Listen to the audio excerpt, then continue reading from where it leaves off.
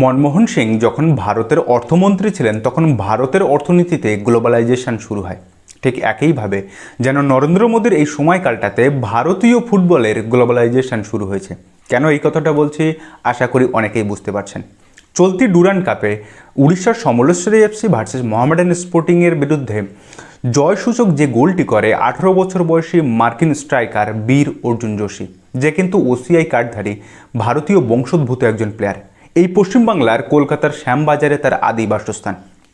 এই শ্যামবাজার থেকেই বীরের বাবা মা মার্কিন মুলুকে পাড়ি জমান, সেখানেই বীরের জন্ম বেড়ে ওঠা এবং ওখানকার সেমি প্রফেশনাল ক্লাবে তার ফুটবল কেরিয়ারটা শুরু হলেও 13 বছর বয়সে সে মেজর একটি ব্রেক থ্রু পায় স্প্যানিশ ক্লাব খেতাফের একাডেমিতে এবং এরপরে ইংল্যান্ডের সাউদাম্পটনের একাডেমিতেও নিজেকে আরও ভালোভাবে শানিত করে এই বীর অর্জুন যোশী। এরপর ইংল্যান্ড থেকে ফিরে এসে সে আমেরিকার মেজর লিগ সকারের নেক্সট ফ্লেক্সের ক্লাব স্যাক্রামেন্টো রিপাবলিক একাডেমির হয়ে ফুটবলটা খেলছিল, যেখানে লাস্ট সিজনে যদি দেখা যায় তবে 4টে গোল এবং 3টে অ্যাসিস্ট কিন্তু সে করেছে। এবছরে সে 18 বছর বয়স অর্থাৎ সাবালক হওয়ার পরে প্রথম তার পেশাদার চুক্তিটি করে উড়িষ্যার সমলেশ্বরী এফসির হয়ে এবং সেখানে প্রথম ম্যাচে বেনারস বাগপতের বিরুদ্ধে সে কিন্তু 2টো অ্যাসিস্টও করেছিল।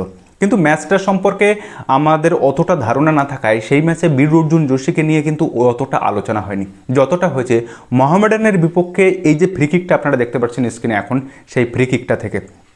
এই বীর অর্জুন যোশী কিন্তু বাংলাতে বেশ সড়গড় এবং তিনি জানিয়েছেন যদি তার ফুটবল কেরিয়ারটা তিনি ভারতে করবেন কিনা এখনও জানেন না, আমেরিকায় ফিরে গিয়ে বাবা মায়ের সঙ্গে আলোচনা করে করবেন।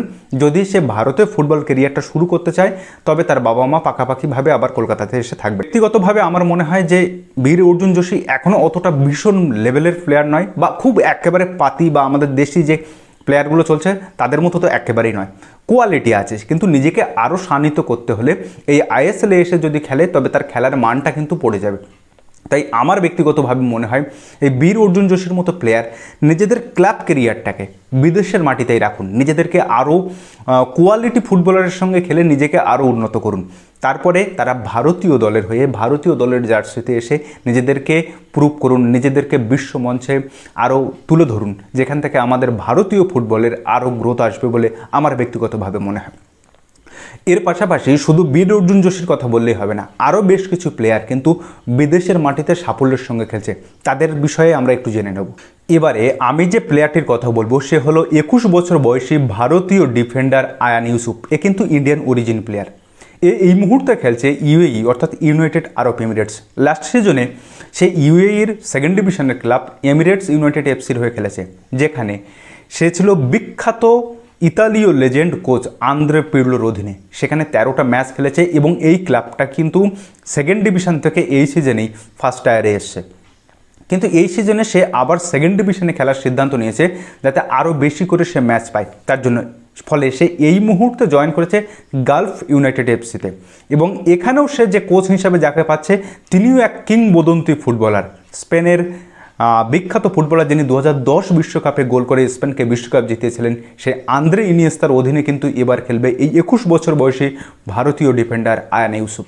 এবারে আসি সোমকুমারের কথায়। এই সোমকুমার দীর্ঘদিন ধরে বিদেশে ইউরোপের স্লোভেনিয়ার একটি ক্লাবে খেলছে এনডি স্লোভানের হয়ে এবং লাস্ট সিজনে তার পারফরমেন্স এতটাই ভালো ছিল যে লাস্ট সিজনে ওই ক্লাবটি তাকে তাদের ফার্স্ট চয়েস গোলকিপার হিসাবে পরখ করে রেখেছিল বা প্রত্যেকটা ম্যাচে কিন্তু খেলিয়েছিল। ফলে তার এই পারফরমেন্সের ভিত্তিতে সে এনডি স্লোভানের সঙ্গে কিন্তু তার কন্ট্রাক্টটা আরও বেশি দিনের জন্য বৃদ্ধি করতে পেরেছে।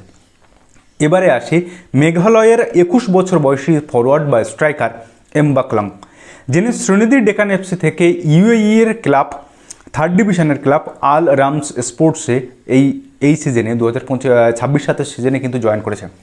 যদি তার ফুটবলের কেরিয়ার গ্রাফটা দেখেন তবে Shillong Lajong, north east United, Bengaluru, centre of excellence বিভিন্ন যুব পর্যায়ে খেলার পরে সে কিন্তু শ্রীনিধি ডেকানের হয়ে রিজার্ভ দলের হয়ে আরএফডিএল যেটা রিলায়েন্স ফাউন্ডেশন লিগ এবং আই লিগ দুটোতেই কিন্তু তিনি খেলেছেন। কিন্তু এবারে সে দেশ ছেড়ে ভারত ছেড়ে সে কিন্তু বিদেশের মাটিতে নিজেকে ট্রাই করতে গেছে আরও বেশি উন্নত করার লক্ষ্যে। একই সঙ্গে এই শ্রীনিধি ডেকানে তারই এক সতীর্থ ছিল, সে হচ্ছে লামনা সাংজুয়ালা। একই ক্লাবে কিন্তু এই আল রামস স্পোর্টস ক্লাবে কিন্তু সেই একই জায়গায় এই দুজন মেঘালয়ের প্লেয়ার একই সঙ্গে সতীর্থ হিসাবে কিন্তু এই ক্লাবটিতে খেলবে। এবারে আসি সারাং চেরি।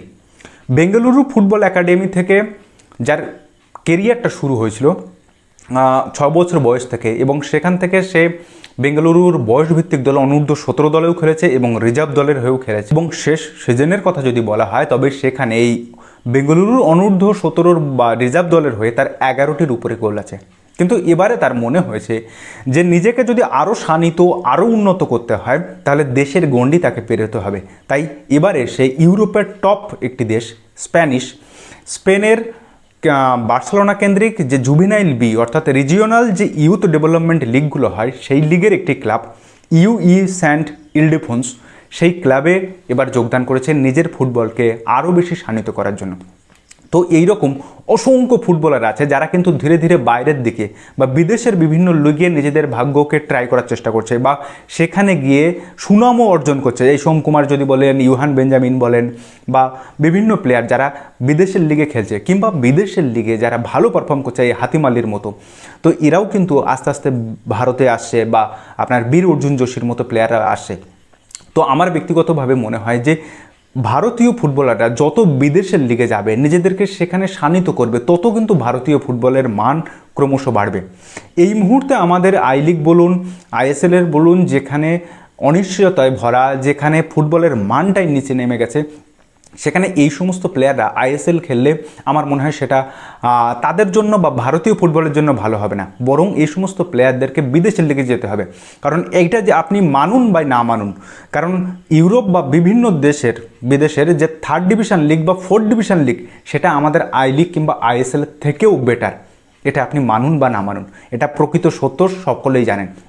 তো যাই হোক, এই বিষয়ে আপনার কি মন্তব্য, মতামত যে এই সমস্ত প্লেয়াররা ভারতের আইএসএলে আসলে এই বীর অর্জুন যোশীর মতো প্লেয়ার বা হাতিম আলীর মতো প্লেয়ার যারা অলরেডি বিদেশের লিগে টপ লিগে প্রমাণিত, তারা কি সত্যি আইএসএলে আসলে তাদের ভালো হবে, নাকি তাদের ক্লাব ক্যারিয়ারটা বাইরে যেখানে খেলছে সেখান থেকে আরও উন্নত করার চেষ্টা করবে বা আরও টপ লেভেলে যাওয়ার চেষ্টা করবে? সেটা করলে তাদের এবং ভারতীয় ফুটবলের জন্য উভয়ের জন্যই ভালো বলে আপনার মনে হয়? এই বিষয়ে আপনার মন্তব্য ও মতামত অবশ্যই কমেন্ট বক্সে জানাবেন। তো যাই হোক, আজকের এই ভিডিওটা এখানে শেষ করলাম। ভিডিওটা যদি ভালো লাগে তাহলে অবশ্যই আপনার বন্ধুবান্ধব ও চেনা জানা মানুষের মধ্যে শেয়ার করে তাদেরকেও জানার সুযোগ করে দেবেন। তো দেখা হচ্ছে পরের ভিডিওতে, ততদিন ভালো থাকবেন, সুস্থ থাকবেন আর অবশ্যই নিজের খেয়াল রাখবেন। ধন্যবাদ।